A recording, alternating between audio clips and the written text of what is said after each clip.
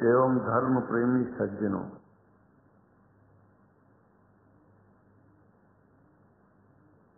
भगवान की जब कृपा होती है तो कभी धर्म की सच्चाई को जानने का अवसर मिलता है। मुसलमानों के बीच में लगातार कई वर्षों से हम जा रहे हैं और भारतवर्ष में एक नई प्रथा का प्रारंभ किया मैंने कि जब जगत गुरु शंकराचार्य भी मुसलमानों के बीच में जाकर के उनके प्रेम को समझ सके और इस्लाम की सच्चाई को जान करके इस्लाम को सारी दुनिया में एक इंसानियत का सबसे बड़ा पाठ सिखाने वाला धर्म मानने के लिए लोगों को समझावे।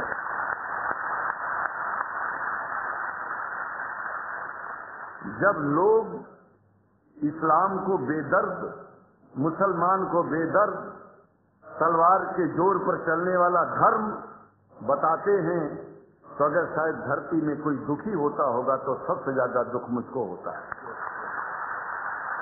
ये न सच्चाई है और न कभी ये सच्चाई हो सकती है।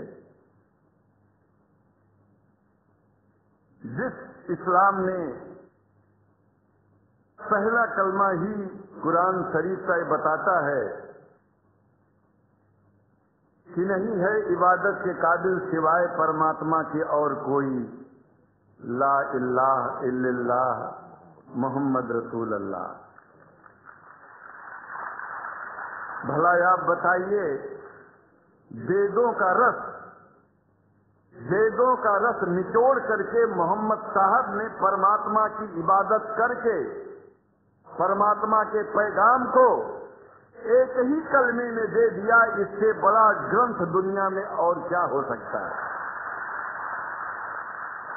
अगर कुरान के पहले कलमे को ही पढ़ करके हिंदू अपने धर्म का पालन करना चाहे तो उससे बड़ा धर्मात्मा शायद कोई नहीं होगा। कुरान को हमने गहराइयों में जा करके तो नहीं अनुभव किया, लेकिन कुरान के मानने वालों के हृदय की गहराइयों में जाके देखा कि अगर इस्लाम को पूरी दुनिया अगर स्वीकार कर ले तो इसमें कोई बुराई नहीं है। इस्लाम परमात्मा के द्वारा बताया गया सिद्धांत है। इस्लाम किसी व्यक्ति का अपना नियम नहीं है, अपना सिद्धांत नहीं है। कुछ लोग भेदभाव पैदा करने के लिए इस धरती पर मुसलमानों को बेदर्द कह देते हैं, इस्लाम को बुरा कह देते हैं। मैं कहता हूं उनके बुरा इस दुनिया में कोई नहीं है। वो शैतान के बच्चे हैं, खुदा के बच्चे नहीं हैं। क्योंकि जहां तक मेरी अपनी पहुंच है, हमने वेदों को पढ़ा, पुराण को पढ़ा, शास्त्रों को, हिंदू धर्म ग्रंथों को पढ़ा। उसके बाद में मुसलमानों के बीच में जाना शुरू किया। हमने मुसलमानों से हाथ मिलाया तो हमारा विरोध किया गया। ये अंडा खाने वालों से हाथ मिलाते हैं, शंकराचार्य कहते हैं। अरे हमने कहा कि तुम्हारी समझ में नहीं आ रहा है। वो 5 बार इबादत कर लेते हैं खुदा की, तुम घास खाते हो और एक बार भी इबादत नहीं करते हो, तो तुमसे बड़ा अधर्मी दुनिया में कौन है। तुम अपने अधर्म को देखो। किसी के पवित्रता के सिद्धांतों का विरोध करना पहला अधर्म है। आप क्या खाते हैं, कैसे रहते हैं, अगर हमें आप दुखी नहीं करते हैं तो आपसे बड़ा इंसान दुनिया में कोई नहीं है। हम घास खाएं और आपके दिल को चोट पहुंचाएं तो हमसे बड़ा अधर्मी कोई नहीं है दुनिया में। कहने का तात्पर्य सिर्फ एक है कि मैंने ये अनुभव किया है, ये एक बात जो मैंने देखा है, आप लोगों से जो प्रेम मुझे मिलता है, लोग पूछते हैं कि आप मुसलमानों में क्यों जाते हो, आप तो शंकराचार्य हो। हमने कहा कि भाई मुसलमानों से पूछो कि हमसे इतना प्रेम क्यों करते हैं। वो हमसे जो प्रेम करेगा हम तो जाएंगे। कहा फिर क्या हम प्रेम नहीं करते क्या। हमने कहा कि हम तो तुम्हारे बीच में पैदा हुए और तुम मुसलमानों से प्रेम नहीं करते, इसलिए हम तुमसे प्रेम नहीं करते। मैं आप लोगों के बीच में आकर के एक बात बताता हूं। कुछ समय से हिंदू धर्म के नाम पर कुछ संस्थाएं हिंदू मुसलमानों में भेद पैदा करने के लिए कुछ ऐसा कार्य किया जिसकी वजह से आम हिंदू, सीधा साधा हिंदू बेचारा जान ही नहीं पाता है इस्लाम क्या है और सनातन धर्म क्या है। सनातन धर्म और इस्लाम में कोई भेद नहीं है और हिंदू धर्म तो कोई धर्म ही नहीं है। सनातन धर्म धर्म है और शायद जो संस्कृत का सनातन शब्द है, अगर किसी भाषा में उसको इस्लाम कहा जाए तो कोई बुरी बात नहीं है। इस्लाम और सनातन में कोई भेद नहीं है, क्योंकि परमात्मा एक है, परमात्मा सबका है। ये संदेश ऋषियों मुनियों ने दिया और यही संदेश परमात्मा का भेजा हुआ संदेश स्वयं हमारे मोहम्मद साहब ने इस पैगाम को हमको दिया। तो हम भेदभाव क्यों करें?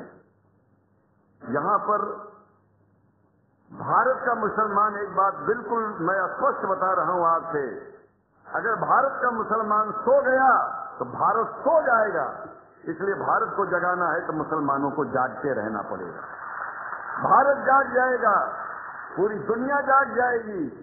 ये भी मैं जानता हूं कि भारत के सच्चे हिंदुओं को, जो सच्चे सनातन धर्मी हैं, उनको मुसलमानों से प्रेम चाहिए, उनको मुसलमानों से भेद नहीं चाहिए। जी की भी मिल गई है और हम तो चाहते हैं, हाँ, कुरान शरीफ सारी दुनिया में अगर इस ग्रंथ को पहुंचाया जाए, और पहुंचाना चाहिए। मैं तो मुसलमानों से एक जरूर बात कहूंगा कि आप लोग एक चीज का ध्यान दें, आपके पड़ोस में किसी भी भाषा को जानने वाला व्यक्ति रहता हो, जिस भी भाषा को, कोशिश कीजिए कि आप इस कुरान जैसे पवित्र ग्रंथ को उसको उसकी भाषा में पहुंचाइए। और मेरी समझ में सारी दुनिया में एक कुरान पहुंचेगा तो सारी दुनिया में शांति होगी, सारी दुनिया में अमन होगा और सारी दुनिया में ऐसे ही इतने प्रेमियों के बीच में शंकराचार्य को पहुंचने में और बोलने में कोई दिक्कत नहीं होगी, संकोच नहीं होगा। आप लोग भी निडर हो जाइए, आप लोग भी संकोच छोड़िए। हम जानते हैं कभी कभी संकोच में, कभी कभी इस देश के कुछ जो फिरका परस्त लोग हैं, उनकी उल्टी सीधी योजनाओं में हम लोग एक दूसरे से मिल नहीं पाते।